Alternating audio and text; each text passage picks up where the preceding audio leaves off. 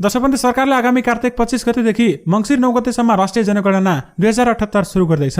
जनगणनाका लागि केन्द्रीय तथ्याङ्क विभागले भदौ 20 देखि 26 गतेसम्म सुपरभाइजर भर्ना गर्ने, भदौ 27 देखि 28 गते भर्ना भएका सुपरभाइजरलाई तालिम दिने र भदौ 30 देखि असोज 18 गतेसम्म घर घरमा पुगेर सूचीकरण गर्ने कार्यतालिका बनाएको छ। छनौट भएका गणकलाई कार्तिक 13 देखि 16 गतेसम्म तालिम दिने र मूल गणना कार्तिक 25 देखि मङ्सिर 9 गतेसम्म हुने विभागका महानिर्देशक निबेलाल श्रेष्ठले बताएका छन्। 70 लाख घर परिवार र 3 करोड जनसङ्ख्याको गणना 15 दिनको अवधिमा सकिने उहाँको भनाइरहेको छ। यसअघि विभागले असार 8 गतेदेखि जनगणना सुरु गर्ने तयारी गरेको थियो भने तर कोरोना महामारीका कारण जनगणना स्थगित भएको थियो।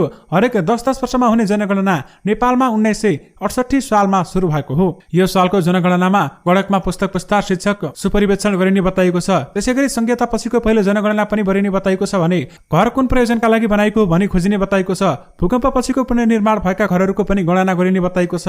बैंक खाता र ऋण लिए नलिएको उत्तर खोजिने समेत बताइएको छ भने प्राविधिक शिक्षा लिए नलिएको विवरण टिप्ने पनि बताइएको छ। पुर्खाको भाषामा सोधिने पनि बताइएको छ। पहिलो पटक सामुदायिक प्रश्नावली भरिने भएको छ भने दिगो विकास लक्ष्यको उपलब्धि खोजिने भएको छ। 80 प्रश्न सबै परिवारलाई सोधिने बताएको छ भने पहिलो पटक ट्याब्लेटको प्रयोग गरिने भन्दै बताइएको छ। विशेष गरी जनगणना 2078 साबिक भन्दा हामीले बताए अनुसार फरक रहेको बताइएको छ। दर्शकबन्धु, तपाईहरुमा कक्षा 12 को परीक्षा सम्बन्धी पनि केही जानकारी राख्न चाहे। कक्षा 12 को परीक्षा यही भदौ 30 गतेबाट सुरु गरिने बताइएको छ। नेपाल सरकारले अहिले भने कक्षा 12 का परीक्षार्थीहरूलाई कोरोना खोप दिन थालेको छ र कोरोना खोप दिइसकेपछि कक्षा 12 को परीक्षा सञ्चालन गर्ने नेपाल सरकारले बताएको थियो र यही भदौ 30 गतेबाट कक्षा 12 को परीक्षा सञ्चालन गरिने बताइएको छ।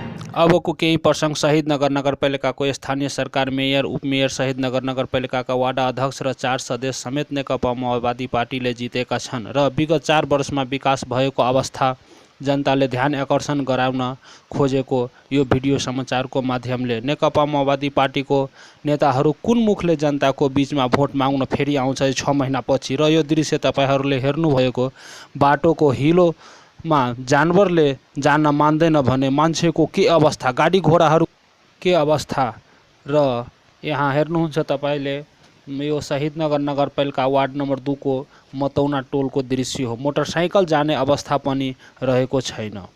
विकासको नाममा जुन वार्डबाट शहीदनगर नगरपालिकाको मेयरले जितेको रहेछ त्यस वार्डमा अलिकति पनि ध्यान दिइरहेको छैन। यस्तो जनताको गुनासो रहेछ।